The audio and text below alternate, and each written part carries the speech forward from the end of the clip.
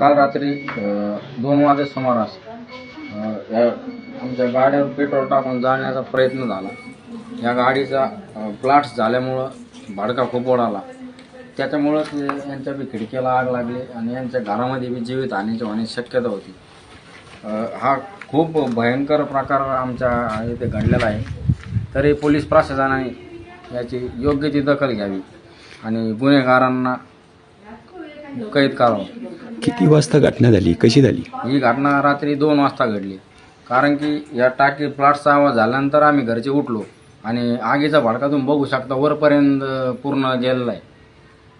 तुमचं काही लोकांसंग काही वाद वगैरे होता? नाही, आमच्या कोणासंग वाद नाही, पण पोलीस प्रशासनाला विनंती आहे तिने योग्य तो तपास करावा आणि गुन्हेगाराला अटक करावी.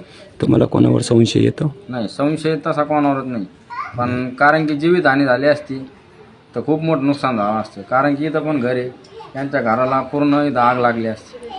तब्बल किती लाख रुपये नुकसान झालं असेल? हे जवळजवळ 3 लाख रुपयापर्यंत नुकसान झालं. 3 लाख. तुम्ही बघू शकता 2 गाड्यांनी नवीन शोरूम गाडी.